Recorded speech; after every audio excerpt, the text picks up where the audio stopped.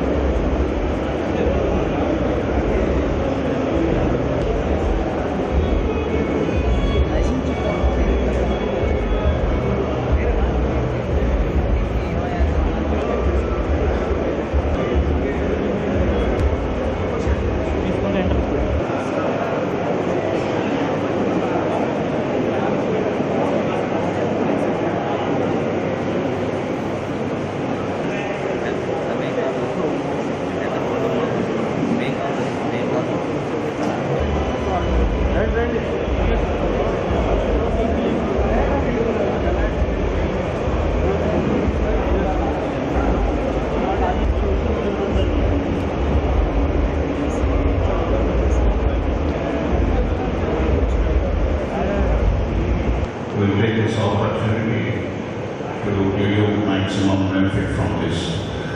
And this group went on with the idea to promote this particular preservation of our surroundings thought, and who else to propel us in the right direction other than prof.B.M.HEGDE, who is the well-known person among most of us. I welcome prof.B.M.HEGDE on behalf of all Nellore. Sir, please come on to the dais.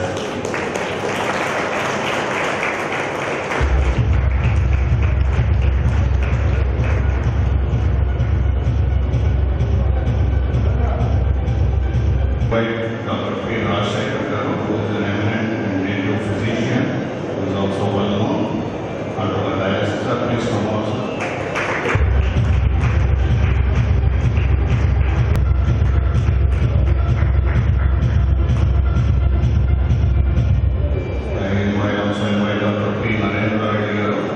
Senior orthopedic surgeon of Nellore, who has been instrumental in this so far. I invite the advocate under the dais, who is the main person in creating this whole beautiful event.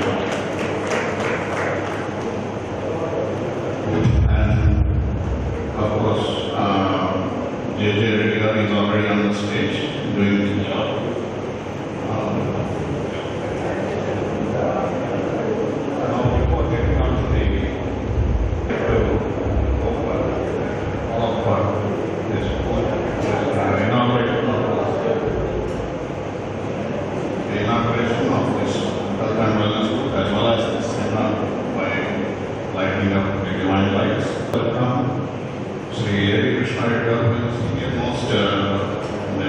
Good caretaker of this town. Please, sir, come on, sir. With the dais next to complete.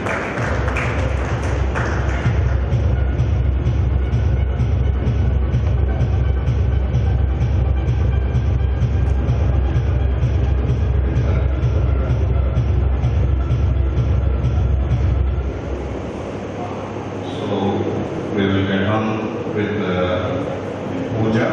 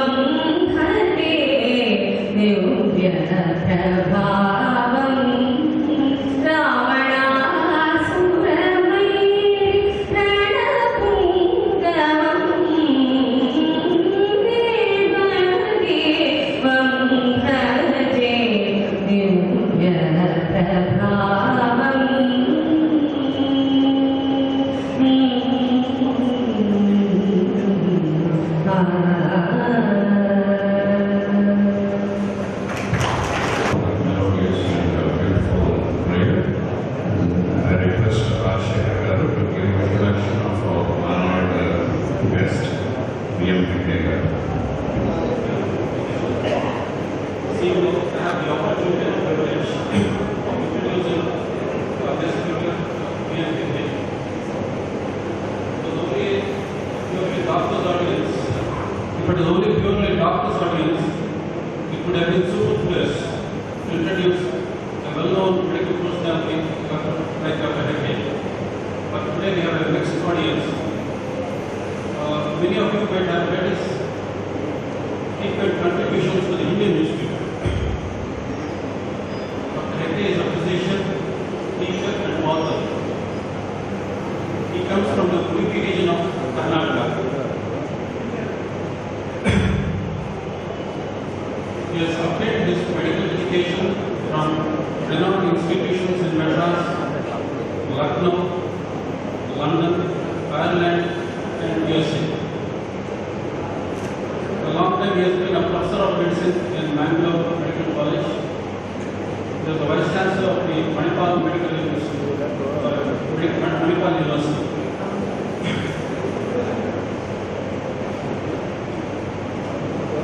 Amongst many awards that he has been bestowed upon, a few notable ones are Dr. B.C. Roy Award, the Padma Bhushan Award, one of the highest civilian awards in India. He is well known for his strong views and incisive comments on the medical scenario of the present day. Coming to today's topic, your health in your hands. This might sound a little odd in the current high-tech times. If you are sick, you go to the best doctor in town. You are willing to spend the required money and you expect to be cured of your illness. That is true maybe of acute illness like infections or injury. all of us have noticed that chronic illnesses like diabetes, high blood pressure, and the complications like brain stroke, heart stroke, kidney failure have been increasingly affecting all of the people. Even cancer is becoming more frequent. All this, there is accumulating evidence to show that all this is due to the present-day lifestyle acting upon a genetically susceptible population. There are two factors here: the genetically susceptible population and the wrong lifestyle practices. So there are two ways that one can tackle this problem. One is to have a favorable genetic profile. Unfortunately, that's not in our hands. We cannot be reborn to a new parent. But gene therapy is a hot topic these days, where the disease-causing genes are detected and replaced by healthy genes. But this is gene therapy is in a very early stage and is not applicable to everyday medical practice. So the other way of tackling this problem is to change your lifestyles. Changing such lifestyles is practical. As you will see this evening, Dr. Hegde is very highly active at 78 years of age, and that makes him the most interesting person to tell us about healthy lifestyles. Please join me in welcoming Dr. Hegde. All the ready girls on the days, off the days, and all my brothers, sisters, nephews and nieces of Nellore. I must say, one of the best prayers that we had this evening, this young lady sang very well.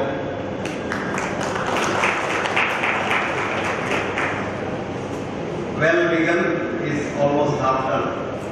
So our prayer has set the right mood for the evening's celebration.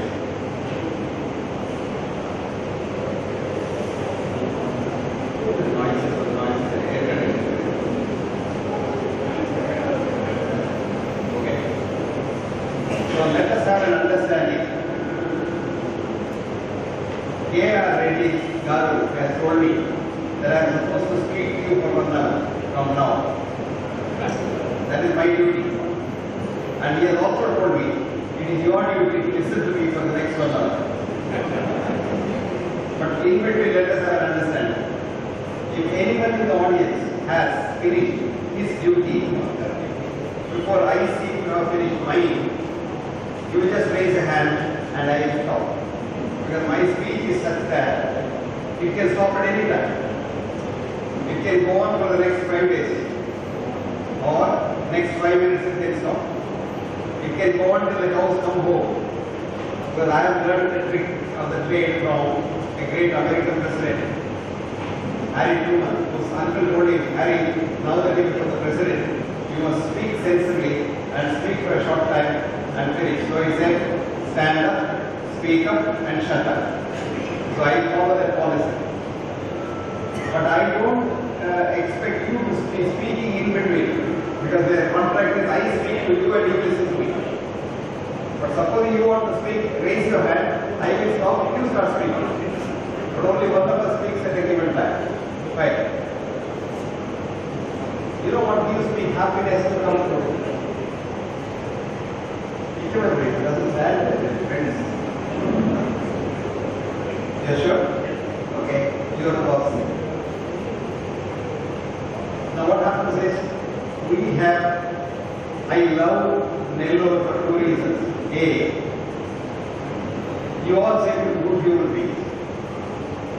Good human beings are the greatest asset for this planet. Coming to Nellore physically was a great Herculean task for me. Having reached here, I forgot all my tiredness because people are so good. What is health? Has anybody got an idea as to what health is all about? Because it says health, your health is in your hands. What is health? Anybody? Yes. State of well-being. State of well-being. I mean, health must have some clear definition. State of well-being is of course the meaning of our health. Yes, sir. Health is a state of well-being physically, mentally, socially and emotionally. Health is not a commodity to buy it from the shop or from the doctor. First we must know what is health. Then we have to protect our health. Then we have to improve our health. That is health. Are you a lawyer? Starting from the alma mater definition from the West, talks about all these things: spiritual, mental, psychological well-being, absence of disease, blah blah. Which means, it simply means one thing: that you go to a doctor to find out whether you are healthy or not. Did you understand that? Supposing you want to know whether you are physically well, doctor must certify. Whether mentally well, psychiatrist must certify. Which is a definition of health based on business. We need the definition of health which you can determine yourself. When you say your health is in your hands, you must know whether you are healthy or not. An American professor of medicine asked one of her bright students in the class a question one day. Who is a patient? She asked. What was the question? Who is a patient? This bright student came up and said, Madam, a man or a woman who goes to see a doctor becomes a patient. The professor was shocked. She was so shocked that she said, "Is this what I have taught you?" He said, "Yes, that's what I understood." Then she said, "When does that man, the patient, become a man or a woman again?" Do you know what the law said? Rarely ever, comma, if ever, full stop. That is the situation today.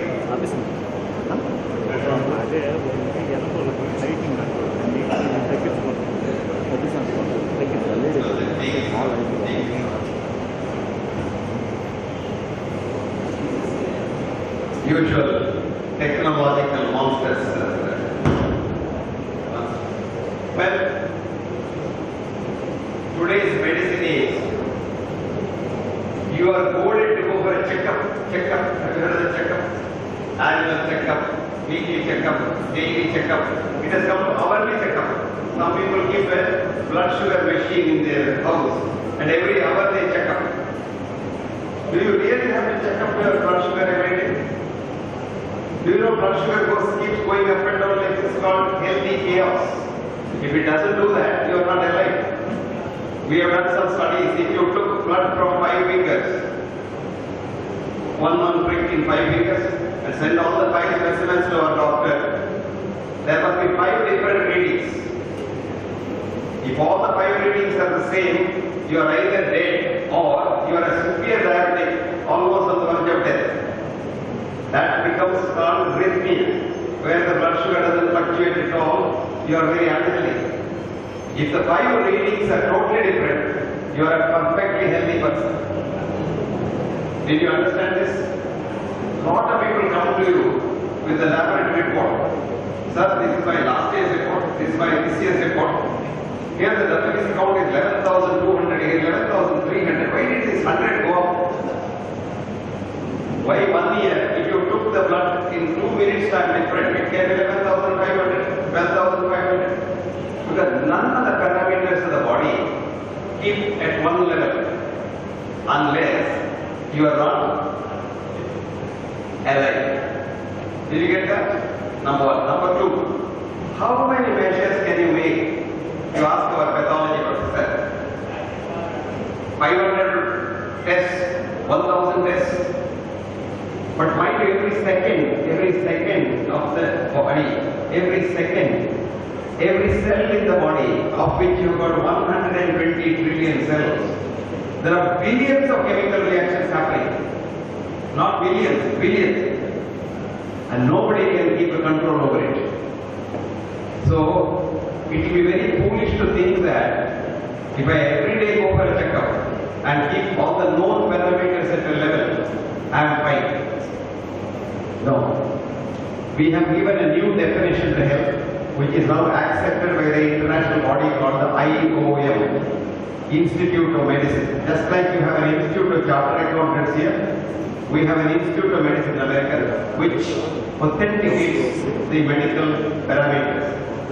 The IOM, in its meeting on the 28th of February 2009, has accepted our definition of health, which is a man or a woman who has enthusiasm to work, and has enthusiasm to be compassionate. Did you mark those things? Two things. Enthusiasm to work and enthusiasm to be compassionate. He or she is healthy. Absence of disease is not health at all, because there is nobody, no human being, even a child, without a detectable disease in the body on any given day at any time. Have I made myself very clear? If you are able to scan all of us for cancer now, because now we tell people, come for an early checkup, early detection is good, you get cured. People fall a prey for this. It's like saying, you come early because, gold price is going down, and you come and buy gold. This kind of advertisement goes on every day. This doesn't happen because every one of us has a few cancers in our body every day. They don't kill us. They die most of the time. An occasional cancer kills somebody. Sometimes we encourage the cancer to kill you. Cancer doesn't want to kill you, but you kill you. I'll give you one example.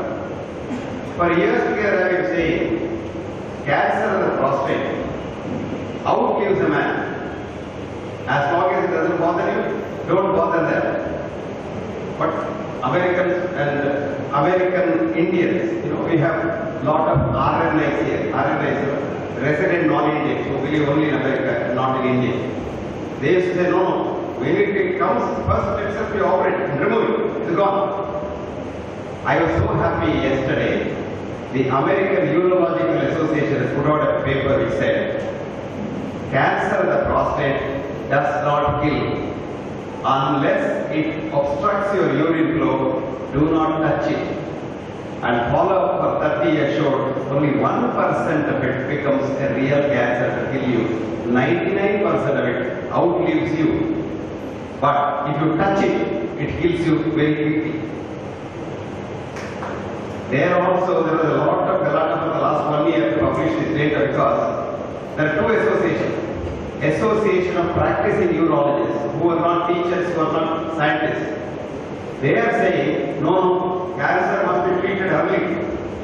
The teachers and scientists are saying, no, don't treat it because it doesn't kill. Now, after 30 years of observation, even the practicing urologists agreed with the academic urologists, saying that cancer of the prostate does not kill. Why I gave you this example is just want to tell you that nobody is devoid of any disease, and if you went for a checkup, when you don't have a disease in your body, if you think you have, you will get into trouble, because what we don't tell you and what you don't understand is there is nothing called normal in medicine. What is the normal blood pressure? I don't know. Your blood pressure is different from my blood pressure. And my blood pressure is different from my brother's blood pressure. How do I know what is normal? Do you know what we are talking of? We are talking of average blood pressure. Now, if you apply the average statistical data to a human body, 25% of normal people are declared as patients, which is called false positive, which applies to every parameter from blood sugar to blood pressure to cholesterol to height, weight, everything. I will give you an example. What is the normal height of Indian males? How do we do that? We collect 1,000 Nellore people or Nellore males and measure their heights. There will be people who are 4.6 inches, and the people are 6.6 inches in Nellore. Now all of them are plotted on a statistical graph, and it shows a bell-shaped curve which is called the Gaussian distribution. That is, at this end of the distribution 4.6, this end 6.6. All these are normal findings. They are normal human beings picked up from Nellore. Now, what we do is, we call a statistician who draws a mean, statistical mean, which comes to 5.4 inches. Now, when we take it to the coefficient, we say the mean average is normal. That means 5.4 inches is normal and rest is abnormal. Did you understand now? So, a 4.6 inches man becomes a patient. Amitabh Bachchan becomes a patient because he is 6.2. See? So what do we do now? We try to make Amitabh Bachchan also 4.4, 5.4, and the 4.6 man also 5.4. How do you do that? Figuratively, cut Amitabh Bachchan's leg and make him 5.4, and stick that leg to the 4.6 man and make him also 5.4. This is what we are doing in medicine. What is normal blood sugar? I don't know. Very interestingly, a professor of diabetes in the Philadelphia College of Physician Surgeons has written a beautiful book. I want you to read it. It's written for lay people. Who has seen a blood sugar? What's the book's name? Who has seen a blood sugar?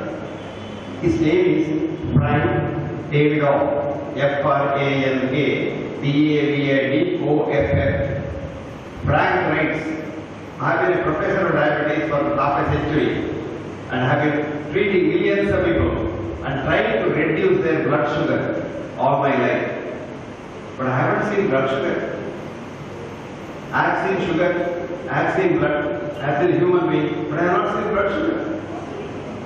My job has been to lower the evanescent blood sugar which I have not seen, and in the bargain, now I have understood that I have sent millions of my brothers and sisters to heaven prematurely. Did you understand? What is normal blood pressure? I wrote a book on blood pressure in 1993. I have been researching blood pressure from 1962. In 1993, I said a normal adult blood pressure must be 160 systolic and 100 diastolic. If you lower it further, you don't allow proper circulation in vital organs. This book was condemned. This book had a foreword by one of the leading world hypertensinologists, Barry Hoffman. It was condemned. Now what happened? They brought it down. They said, when I was a student in the 50s, we were told that the normal blood pressure should be around 160 and 110. If it goes beyond that, you treat. Otherwise, if a physician, etc., and a teacher, etc., it came suddenly to 140 by 90. So I wrote to the Hypertension Society, how did you bring it down? They said, we have evidence. I said, where is evidence? They never sent it to me. After another 10 years, it came to 120 by 80. After another 10 years, it came to 110 by 70. So much so, the blood pressure level kept on coming down, keeping in pace with the number of blood pressure lowering chemicals produced by the drug companies. There is a committee called the JNC, Joint National Committee, consisting of 10 very important people in America. These are called hypertensinologists. They sit there once in 5 years and then pronounce to the world what should be the blood pressure level. The first JNC said blood pressure level must be 160 by 100. Second one said 140 by 90. Third one said 120 by 80. Fourth one said 110 by 70. Fifth one also said 110 by 70. And recently in 2013, the latest JNC said blood pressure is being brought too low. And we are lowering blood pressure too low and killing more people. So let it go back to 160 by 100. And now they have said blood pressure normal for adults must be 160 by 100. They say 159 by 99 and for diabetics 140 by 90. Okay? But you ask any doctor whether he knows this? No. This report has been kept pending, not released. the government was forced not to release this report by the drug companies. In the meantime, in 2013, the 5 drug company people started a study called SPEECH study. Very quickly they finished the study within 1 year. They published the data, which even Indian Express and Times of India have published, saying that blood pressure must be lowered to 110/70, otherwise you are killing a lot of people. Now just see the background. Even a layman who reads a newspaper knows if the blood pressure is not brought down to 110/70, a lot of people die. But what the scientific committee said 3 years ago, that it should be 160/100. Otherwise, you are not circulating enough blood in the body and you are killing a lot of people in sleep of heart attack, which has never seen the light of the day. Do you understand this? So friends, your life depends on yourself. Don't you depend on outside agencies to give you guidance.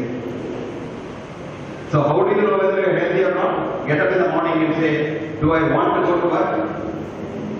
If the answer is yes, you are healthy. Do I want to help somebody? Yes, you are healthy. But ask most people today, do you want to go to work? No, yeah, I have to go to work. I have to go to work to get the pay. Nobody says, I want to go to work whether I get pay or not. Has anybody said that? If anybody says that in the morning, he does not require doctors and he does not require any medicines for the rest of his life. The next question is, do I want to help somebody? How many of you say yes? I have to help somebody because they say he's a good man, he has helped, and I give some 10 rupees and put my name on that. Donation given by B.M.HEGDE, 10 rupees. But we have forgotten what our ancestors have taught us. What did Isha Parishad say? Tena, Tyaktena, Punjita. Rejoice in giving. What did Jesus say? It is not for thee alone. Pass it on. Pass it on. Christianity is charity, not charity. Charity is a very bad word. Charity. Because what wealth you have is not yours. You don't own it. You are only trusting. Imagine all the wealth accumulated by greedy people in society, including politicians and various others. Has anyone seen anybody taking that money when he goes up? They may take it to Panama, they may take it to Switzerland, but can they take it to heaven? Don't people see this every day? But still, why do they want to harm others? And that's why Jesus said it's not for thee alone. That is why Isha Parishad said, Tena, Tyaktena, Punjita. That's why Quran said, Dukha. Every religion, every God, if there is one, and if everyone said, try to help others and don't try to help yourself. Now we leave all that. We come to science. What is science? We say modern Western medicine is scientific, Ayurveda is not scientific. What is science? Anybody can answer this question, what is science? That medical student, third year medical student, I met just come. Everybody, what is science? What is the definition of science? Good girl. Amy, peer, Amy.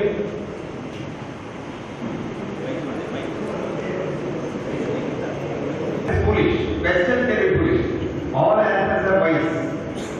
Any other answer? What is science?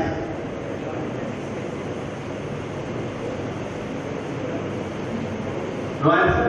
Ah, yes. Knowledge about natural world through experiments and observations. Okay. Experiments is science. Okay. Now, do you have a thought in your mind? Do you have a thought in your mind? Do you have a thought in your mind? Can you experiment with that thought? Is it scientific thought or unscientific thought? So you can't experiment on that thought. Do you love your wife? Can you experiment that? Measure it? So it's not, it's so love is unscientific. You love your children? Can you experiment with that? That is why Mary Curie, when she said, science is measurement and measurement is science, everybody agreed because Mary Curie said that. If science is measurement, all that you can't measure is not science. Who has heard of fish net hypothesis? Science is called fish net hypothesis. This is a proposal by a very big scientist, Nobel laureate, Sir Arthur Stanley Eddington, a physicist in England, who propounded. So hypothesis was born. Fishes longer than 2 inches are sea fishes, rest of them are river fishes. Okay? Hypothesis came in the textbook, Nikita wrote notes there, and then everything happened. And business started. So in the market, any fish which is longer than 2 inches is called sea fish. After 10 years, another group said, there is something fishy about the whole thing. They went to the sea. And they had a different net, which had a smaller size hole. The other fellows who went first had 2 inches hole. These people had 1 inch hole. So when they went to the fish and got the fish, even 1 inch fish was there in the sea. So they said, no, sea fish can be 1 inch also. Another hypothesis. So, science is measuring with whatever scale you have got. You are catching a fish with a scale hole. So that's called fish net hypothesis, which means all science is simply junk. Do you understand that? Now this Western science, which they teach us, which we still teach in our schools, 68 years after independence, is the science which is dead long, long ago. What was the science? The way names you say. Newton, Isaac Newton, Albert Einstein. There are so many other names, but these are the most illustrated 2 names. What do? They had a hypothesis. Deterministic predictability laws of Newton. Action and reaction are equal and opposite, and blah blah blah blah. Everything must move in a particular way. What is the fastest going? Speed of light. 186,000 kilometers, miles per second.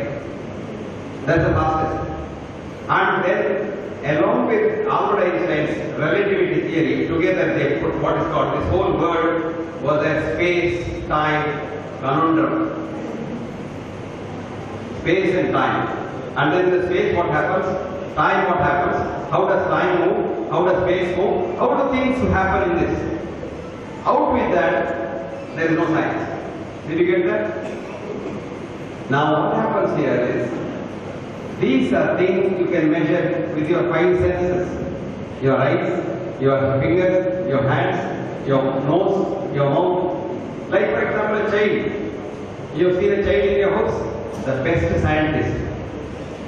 You buy the child a toy, for 2 days you look at it carefully, enjoy it and keep it there carefully. That is called observation, the first quality of a scientist. The 3rd day, it will eat and see whether it is any taste. 4th day, it will smell to see whether it smells. 5th day, it breaks it to see what is inside. This is science. The ideal, unbiased, unabashed scientist is one who has got curiosity. The child has curiosity. Now, this is called science. Science, Nikita, is trying to understand this world. Now, when you apply Newton's and Einstein's theories of relativity, this world cannot be measured at all. According to the known Western sciences, they have understood only 5% of this world. 5%. 95% is not known. Even Tamil saying, I don't know whether it is Tirukural, there is a nice saying, which I don't know the exact words in Tamil, but in simple Tamil it is, Therinjadu Kaiyalam, what you know can be held in the hand actually. Theriyathathu Ulagalam, what is not known is universal. It's absolutely true. We know 3 energies, electromagnetic energy, nuclear energy, gravitational energy. These 3 energies could be measured, but they constitute 5% of the world. 95% of the world is unknown, which is called occult energy or hidden energy. Very interesting. Just see this. Understanding 5% of the world, we have projected on 100% saying that Newton and Einstein are right. I give you one example. Einstein's theory of relativity is only a theory, sitting and talking and writing mathematical formulae. 16 scientists in the world over the last so many years trying to find out whether what Einstein said is true. Understand that? How do you do that? Say for example, one measure you can make. Einstein said, when the stars are far away from the sun, billions of miles away, when starlight comes to the earth, the sun's gravitational energy pulls it to one side. So instead of coming straight, it gets bent. So Einstein calculated and said, it bends 2.7 inches and it reaches the ground. And that was the theory. And E is equal to mc squared, etc., is all involved in that. Now the 16, how do you measure that? To measure starlight, you should not have sunlight.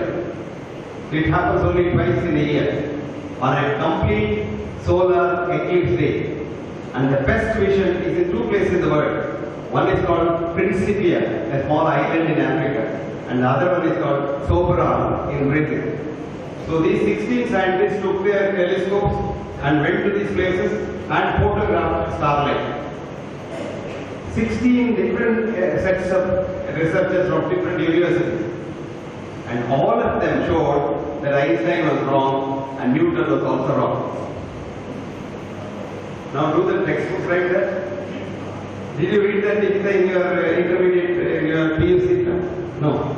You were told that E is equal to mc squared is right.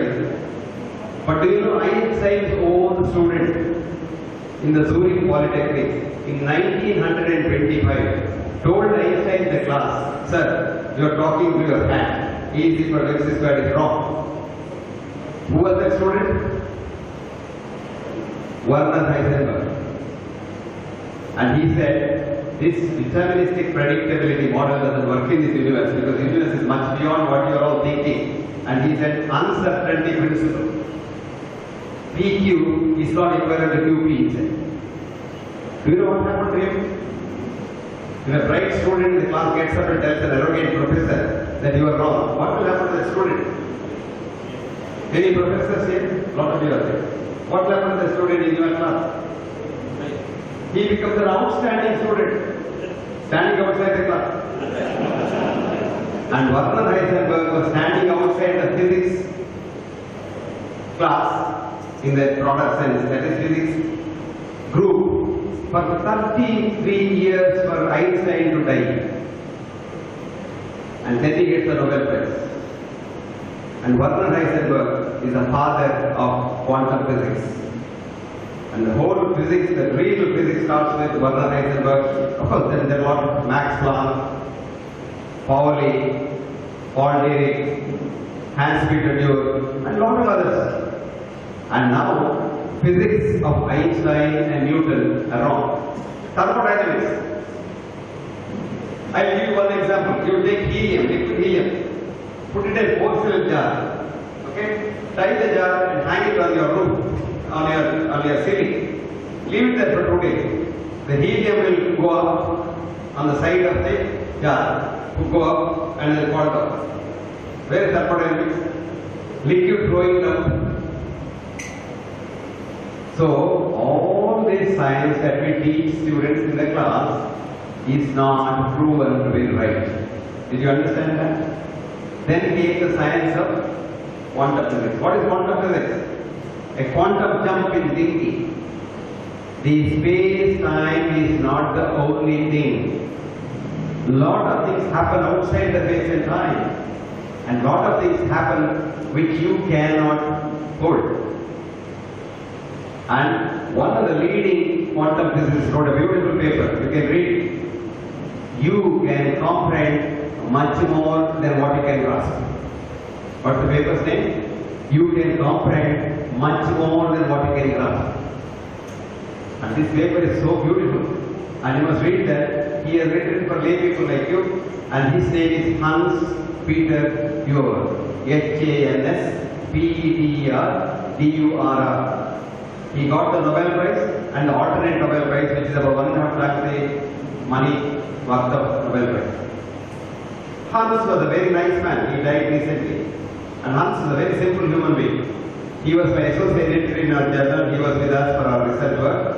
and Hans used to come to India, and I used to take him around lecturing to physics professors in colleges and universities, and most of the professors didn't understand what he was talking because they were still in Newtonian, Einsteinian physics.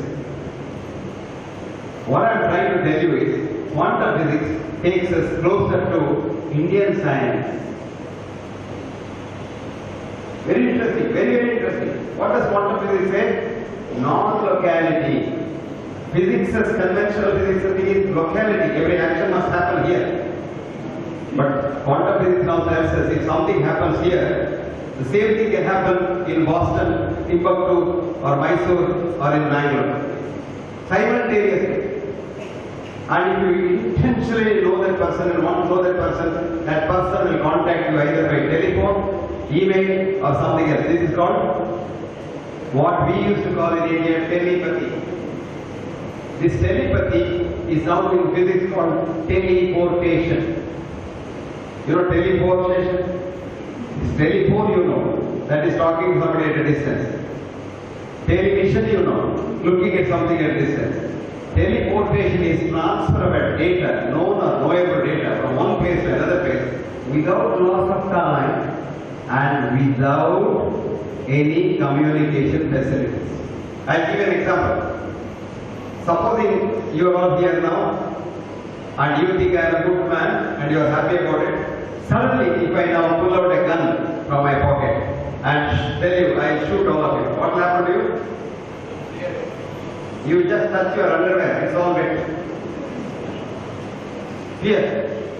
Now, conventional physics says, you have seen the gun, your retina says that, it goes to the pineal body, goes to the adrenal body, and then releases the bladder, and then it takes time, no? No, gun out of my pocket, piss in the underwear. This is called teleportation. The minute you see the gun, your bladder itself works.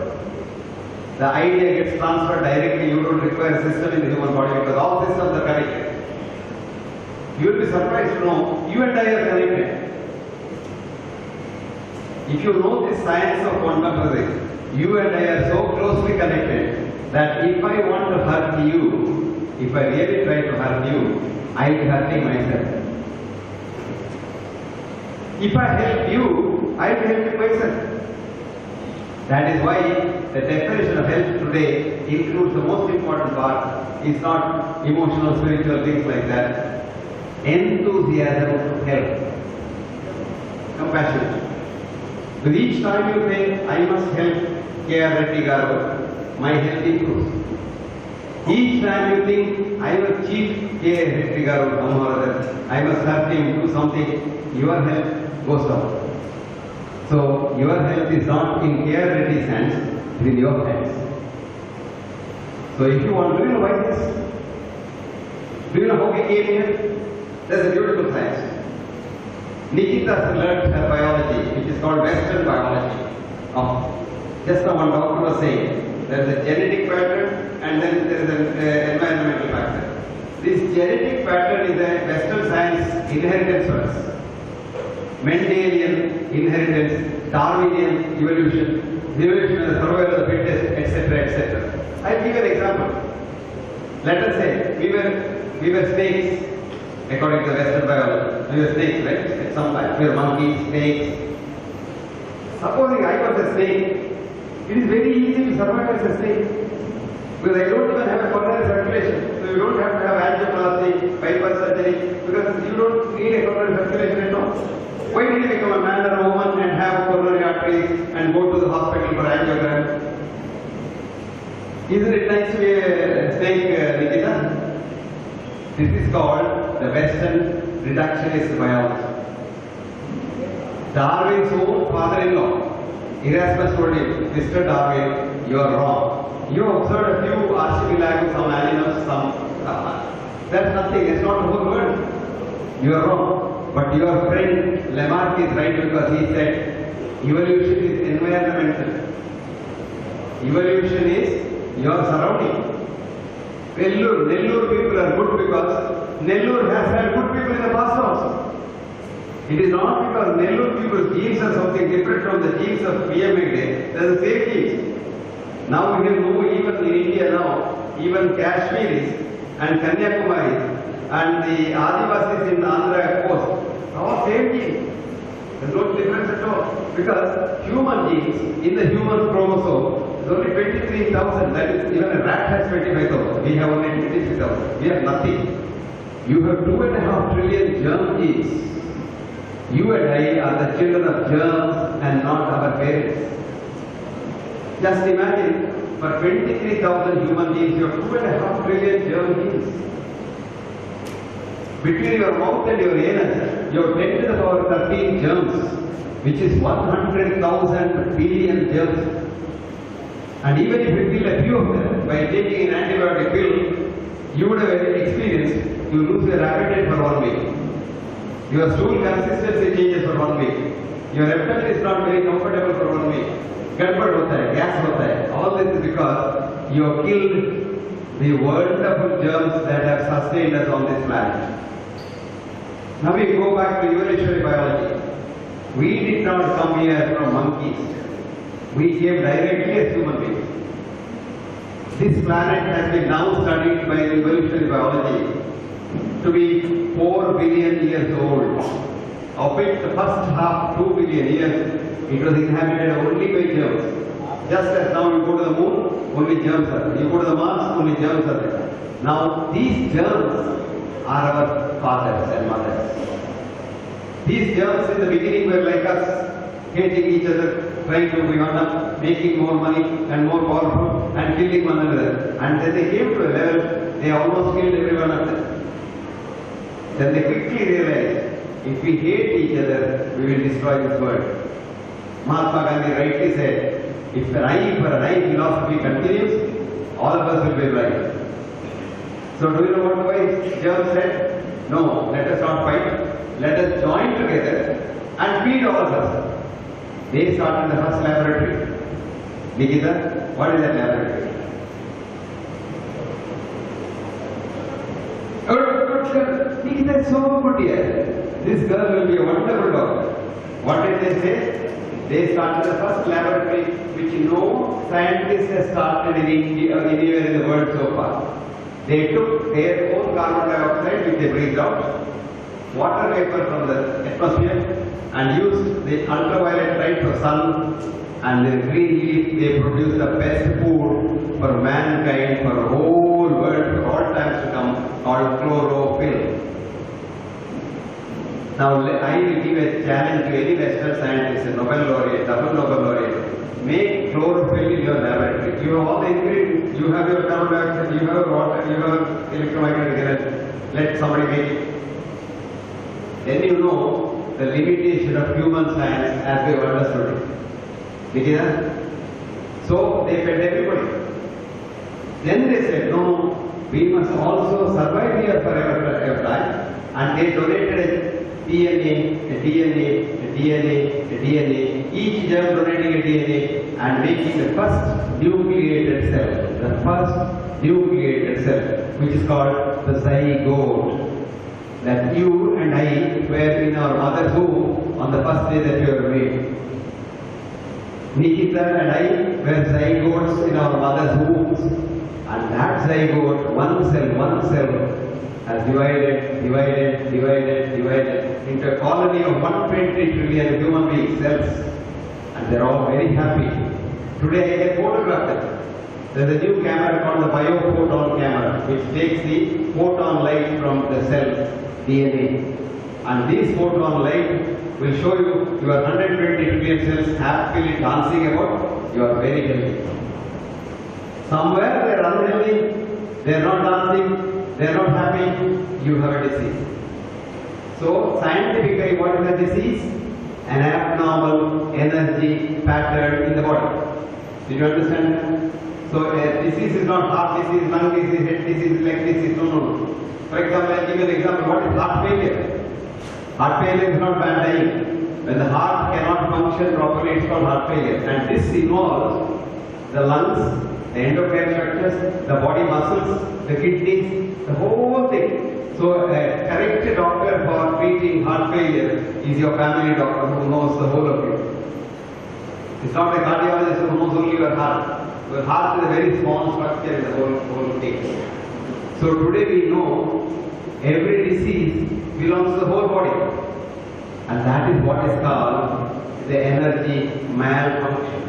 And what should be the scientific treatment for the future? Resetting the energy.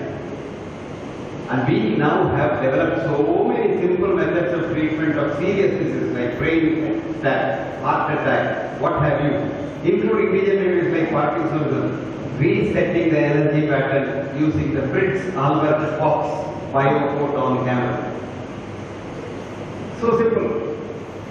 I tell you something that I have learned in my life. Most complicated problems that man seems to have in the problem has very simple solution. We only complicate it further. Especially if you take a problem to a specialist, he will complicate it so much that you don't know what to do with it. But it requires a genius to reverse it and make it simple and look at it simply. That requires the idea of quantum physics. Having now said what science is, so science is not measurement. So don't go on measuring your blood pressure, your sugar, your this thing. You know, some diabetics are such a bad thing, an anxiety state, that 4 times they check their sugar every day. 4 times. And each time they check, they are so tense, their blood pressure goes up, their heart rate goes up, and that is what kills. It's not the diabetes sugar that kills. Diabetes is not sugar. Sugar is only a measure. Supposing you have fever, is it a disease? The fever may be due to typhoid, it may be due to tuberculosis, it may be due to dengue, it may be due to chikungunya, it may be due to anything. But fever is a measure. So diabetes is not sugar level, diabetes is a metabolic change in the whole body. And diabetes is a very serious problem. And you understand that, you understand the whole body. And diabetes cannot be just treated with chemical drugs that you take. Because chemical drugs most of the time produce the complications of diabetes.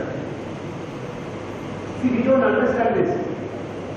Now just now Reddy was reminding me that he said, sir, see how interesting he is. Sir, you wrote a letter to the Prime Minister's office some time ago about vaccinations, not to give oral polio vaccine to children because poor children who are malnourished. Polio vaccine is very bad for them. And because sir who wrote that I have written a letter to the Prime Minister's office to expose your letter completely to the public, not to keep it inside. But based on my letter, the office has changed now. They are now giving injection polio vaccine and not oral polio vaccine. But still, of course, some people continue because still bankers put the drop, ministers put the drop, so it's a big thing. So there is so much of hidden data in these things. I was so happy sitting there because Reddy just told me, because day before yesterday I got a letter from the PM's office. Somebody has RTI application said your letter must be exposed. Do you permit us to expose it? I said, go ahead. I want everybody to know that. I want everybody to know what a foolish idiot I am. So that people know. So go ahead. And I permitted them to expose that. What I am trying to tell you is, we must get to know these things. Simply following the rest like donkeys or probably sheep with a goat in front and the goat is from the west. And when the goat falls into the well, all the sheep also fall into the well. But we must be led by a lion. If you are led by a sheep, you will always be, you are a lion, you will feel like a sheep. But if sheep are led by lions, even a sheep can roar like a lion and kill the other animal. So friends, the whole Western science of medicine is based on a very shaky foundation. Now we are building on a new foundation of quantum reality, and this is coming up now in a big way. And there is a big movement on evolutionary biology. We are not monkeys, and one of the leading figures in that is a woman. I am so proud of her. Her name is Elizabeth Sartoris. But when you do these things and find out the facts, you are punished for it. You know, when I first wrote 45 years ago that cholesterol is good for the heart and the best oil for the heart is coconut oil, I had so much a problem that you just can't imagine what problems I had. But now, American government has put out a 553-page document saying that cholesterol is a friend, cholesterol is not an enemy, and coconut oil is the best food for man. But that has not reached the medical textbooks yet. Even now, many of our doctors are saying, hey, don't see coconuts, the poison, cholesterol is very bad, and give you statin and lower it and things like that. Cholesterol, if the cholesterol is high, you know, it's one certificate. The pathologist will say, your liver is doing very well. You will never get cirrhosis liver and you will never die of liver disease. It's a good certificate for you to say your liver is fine. By taking any drug for lowering cholesterol, you are blocking the liver and damaging the liver completely. So, things change and let's keep in touch with that. Your best bet to be healthy is not to read the internet or health books or read the health columns in the newspapers, which are all funded and paid for to advertise. That is why Mark Twain wrote a beautiful one-sentence advice. Do not read health books. You might die of a misprint. Absolutely true. What you should know is two things only. Work very hard. Work very hard. And want to work. You don't want to work hard, you will die. You want to work 24 hours and nothing happens. Work very hard.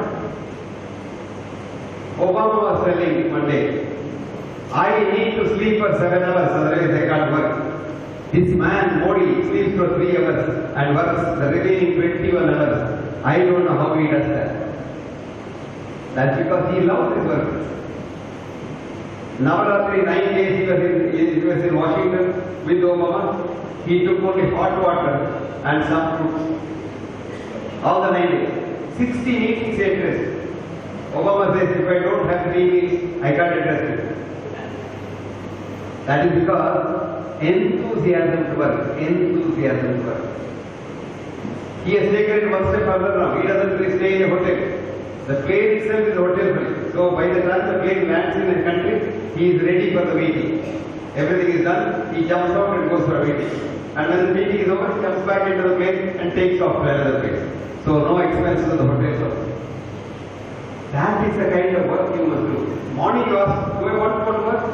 Even Sunday, if you say, I want to go to work, you will not die for another 100 years, I can tell you that. Next thing is, because the germs gave you their DNA, and you are here because of their generosity, you want to be healthy here, you must be generous to others. So, you have to help others, not because they need your help.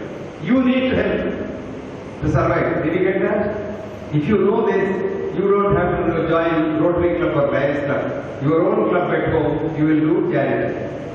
Today what you do? You don't do charity. Even if you want to give something, you think 10 times. But I tell you something from my experience.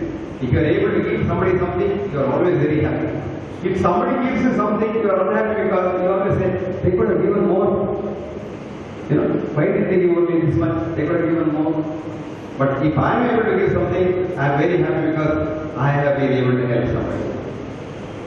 That is because inherently, technically, logically, scientifically, you have to help somebody to survive. That's what Ayurveda wrote. What did it say? How do you help me remain healthy? Hita, mita, ahara, sevi. Eat food in moderation, but what you like.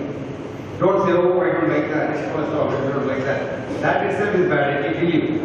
Eat what you like. Suppose you like a bonda, let us say. Once in a way, you want to eat bonda, eat that bonda with happiness. Even if the bonda is poison, the poison will become a good food. Supposing you want to eat bonda and eat it every day, then you will die very soon. So, hita, mita, ahara, sevi. The next sentence is so scientific. Samikshakari, work very hard, but love your work. When you work, you must love that work. That is why Hans Selye, who is a great researcher on stress, said, make your work your play, you will not get tired. So, how can you say, how can I know my work cannot? See, I always say, choose the work you love. Supposing you don't like that work, I tell them, do you love your children? Yes. Did you choose them before they became your children? That you like them and then they became your children? No, they became your children. Don't you love them? You love them all the same. So you didn't want to be a bank clerk, but you became a bank clerk. So if you want to survive, you must love bank clerking.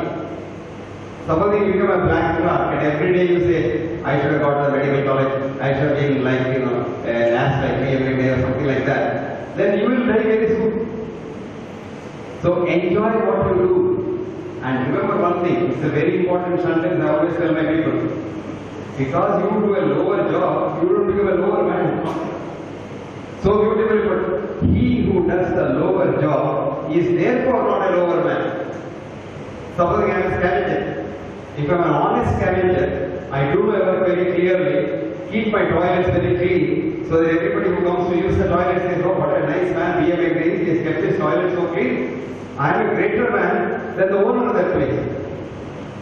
So he who does the lower job is not a lower man. This philosophy should come to us, dignity of labor. Today, how do we behave?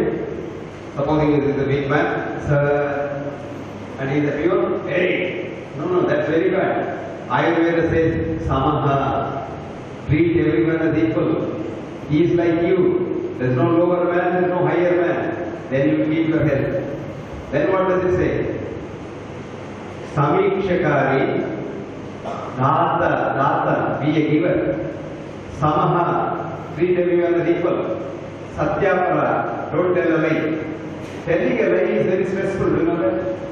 Suppose I tell a lie to you today. I must remember that lie every time. Because next time you ask me, the same lie should come. Well, supposing I have told you the truth, I don't have to remember it because it's the truth anyway. So, what does it say? Satyapara. Then one more thing, Shamaman. You can say, I will be a nice man, I won't hurt anybody. Suddenly, KR comes and hits me. I can't prevent him from hitting me. But when he hits me, do you know what I should follow? Spinoza's principle. Do not hate human action. Do not hate KR because he hit you. Do not laugh at human action. Do not say, KR hit me, look at him. Do not hate human action. Don't hate Reddy because he hit you. Understand human action. When you try to understand human action, you know that day KR Reddy had a fight with his wife in the house and he couldn't fight back. So he was coming and on the way he met me. So he was so angry, he wanted to take that fight after his wife on me and he hit me. So when I understand that, I pity poor man. What a pity. He has had problems at home. So you don't hate him at all. So, Samaha, Shamaman. Any Jains here? Jains have a Kshama week. Did you know that? That 1 week, every Jain goes to another Jain's house and says, knowingly or unknowingly, if I have hurt you, if I have done any harm, forgive me. And this goes on in the whole community. And what a beautiful thought. Forgiveness. Shamavan. Then what does it say? Aptopasevi bhavet arogyam. Treat everyone in this universe as your near and dear ones. Come back to quantum physics. You and I are the same because you and I have the same energy. You and I have the same consciousness. You and I have the same mind which is connected. We have a universal mind and we have an individual mind. And that is why when I want to speak to somebody in Boston and I intensely want to speak for a good reason, that man will get a message. That's called teleportation. Now, how did Ayurveda know that? Thousands of years ago? So beautiful. And mind you, go to Sanatana Dharma, Manovega. Have you heard of Manovega? That's the fastest is the Manovega. Now we know there are so many things that can move faster than light. So Einstein, Newton, all ideas are gone.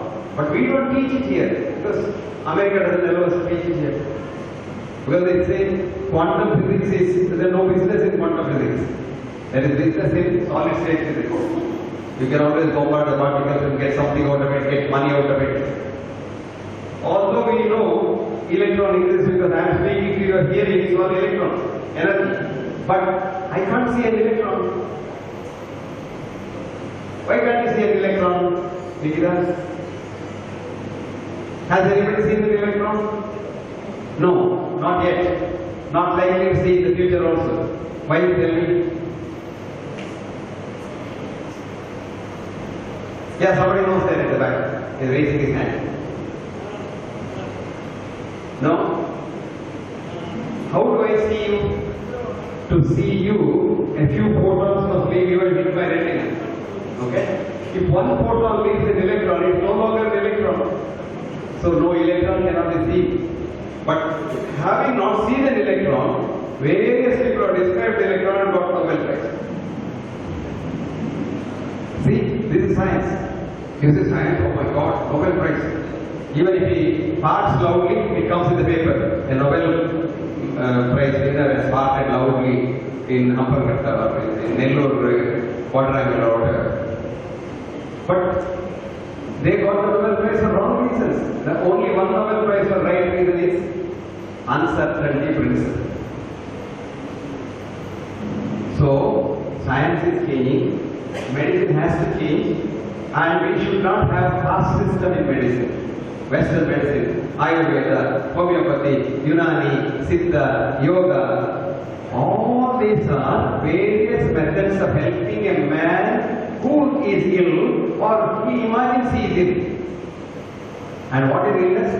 It's all in the mind. And where is the mind? Where is the mind? Where is the mind? Where is the mind? Never mind. Where is not the mind? Think it. Mind is not in the brain. Remember that. Please remember that. Though the medical textbooks even now teach you that the mind is in the brain, and the whole science of psychiatry depends on that by giving chemical drugs for mental patients. The mind, unfortunately, is not in the brain. The man who said mind is in the brain and got a Nobel Prize for that was a neurosurgeon.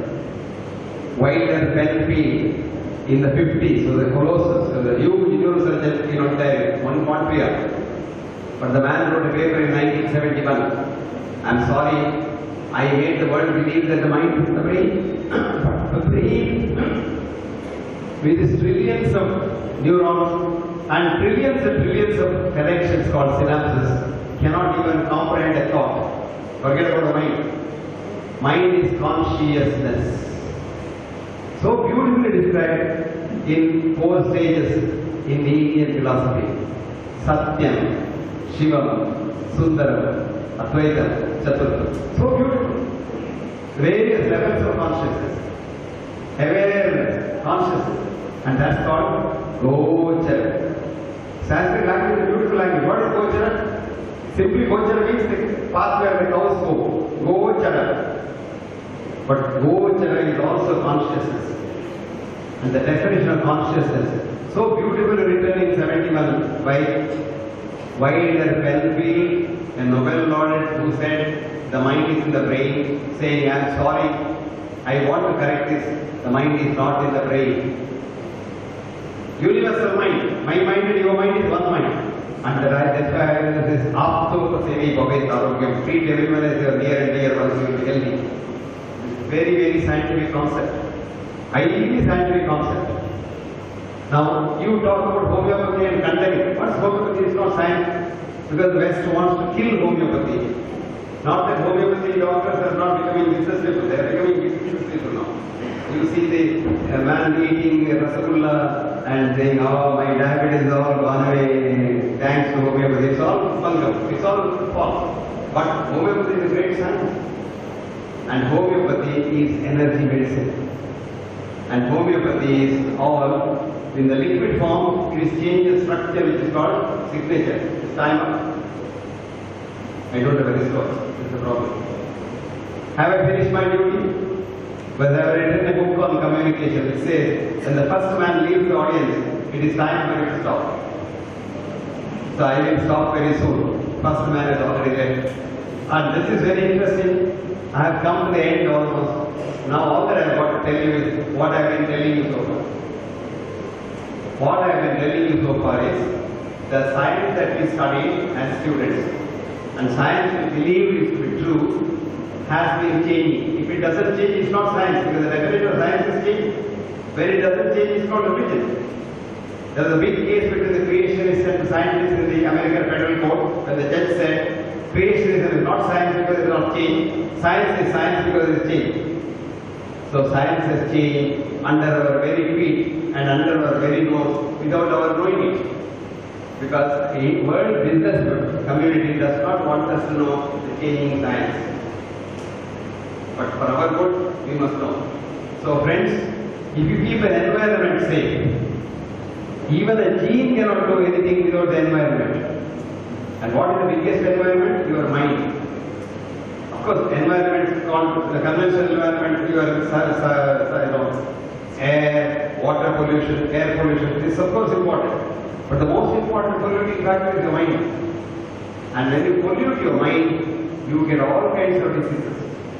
What I will say? Roga, Shoga, Bhaya, Ayasa, Virdhana Bhojana, Taponalam, Katva, Amla, Kshamalona, Tikshnoshati, Rakta, Prakope, all this is from the mind.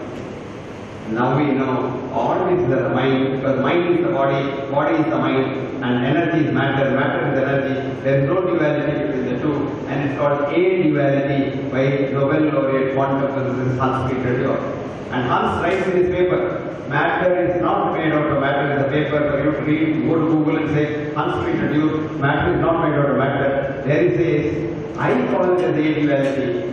But who am I in front of the Indian sages who called it as Advaita thousands of years ago? And he so beautifully quotes there in English the stanza from the Upanishad, Vahi Rantasya Bhutana. Energy is inside and outside of everything.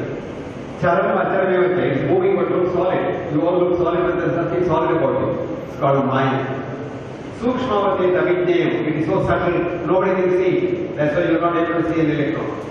Durastha, when you don't know, you didn't know. Aniketa, that's when you know it is inside you. What was he talking about? Electron. What a beautiful sentence. So the new quantum physics takes science to the doorsteps of spirituality. What is spirituality? Sharing and caring. And if you share and care in life, you are very healthy. If you hoard and hoard and hoard, you are unhealthy. That's what you said, you collect all the money and get diseases, and spend all the money in the hospital to get rid of the disease. You will never get rid of the disease. Ultimately, the disease and the money take you to the other world, where you can't have Hawala dealings at all. So the environment, apart from being the environment that you see outside, your mind is the possibility. I have written an article called Bathing the Mind. You will take bath twice a day, every day soap and water. But have you ever bathed your mind? You can bathe your mind. Sit in the evening, meditate for a little while, and think what all wrong things you have done that day. And then next day, try not to repeat that. You have cleaned your mind. This is called mind cleaning, replacing negative thoughts with positive thoughts. So, you don't require outside help, you don't require medicine, but you require a very good doctor to tell you, to guide you, because you are not doctors. So even if you get a headache, go to a good doctor of yours and find out what is the cause of the headache, because headache may be due to cancer. So if you say, oh no, I will cure myself and I will sit and do this, then you will die. You require a doctor. Not for giving you medicine, rolling out medicines or doing surgery, because it's the faith in the doctor that cures. Widespread extensive work now has shown, whatever medicine you give, if the patient has faith in you, the disease gets cured. Even surgery to the extent of bypass surgery, coronary bypass surgery is a placebo effect. Without doing surgery, just to cut the skin and suture it, patient becomes fine. Circulation becomes fine. The scanning becomes fine. All this is because mind changes matter, which is called quantum healing. You can heal yourself, quantum healing. I won't go into that because it's a different subject altogether. But ultimately what I've been telling you is that if you lead an authentic life, you know what is that called? One word, brahmacharya. Brahmacharya is not getting married or not sleeping with your wife, no. Brahmacharya is authentic life.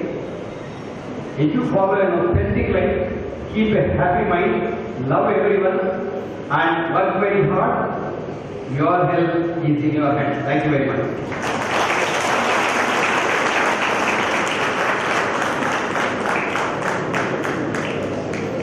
Think of any other word to describe it. And I think on behalf of our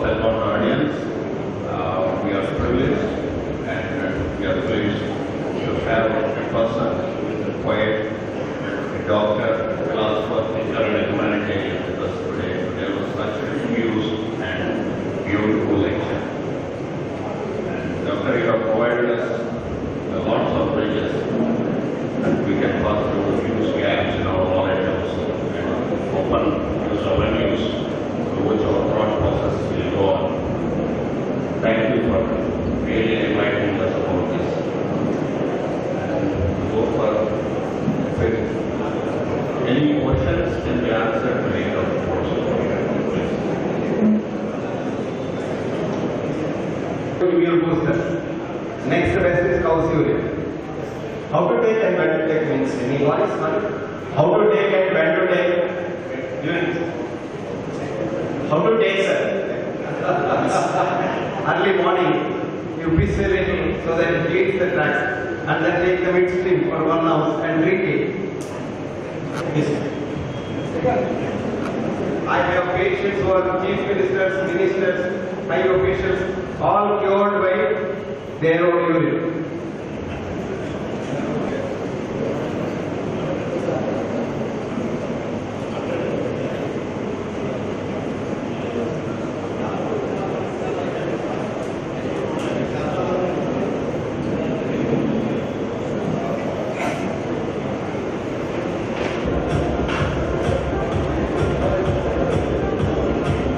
Report of thanks. Dr. Narendra Reddy, please.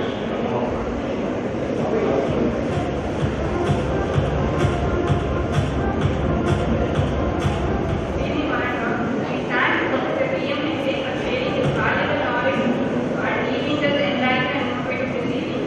Nellore will always remember this occasion with fondness. We also thank the audience who showed interest in this activity and participated with enthusiasm. The organizers of this program have to be thanked for coming up with this idea and materializing it for such an extent. We also thank Advocate Sri K.R. Reddy Garu, Sri Chakra Janardhan Reddy Garu and Sri Venkateswara Garu for creating this thought process. We would also like to thank Sri Krishna Reddy Garu, owner of the CPR land, for facilitating this program. We are also thankful to Sri A. Hindu Garu and Ramana Reddy Garu for providing the opportunity of this event. We especially thank the team led by Mr. Danish for providing the technical support. We hope to carry on this motivational work in future with the same group. This group is open to all and one can just leave their contact number with the Advocate K.R. Reddy Garu for participation in group activities and for any further interaction. We welcome your valuable feedback and suggestions about this program, which will be helpful to us for organizing such events. Thank you all. This year, the book from Dr. Hegde, called Presenting here. And with this, I think we will. Boss,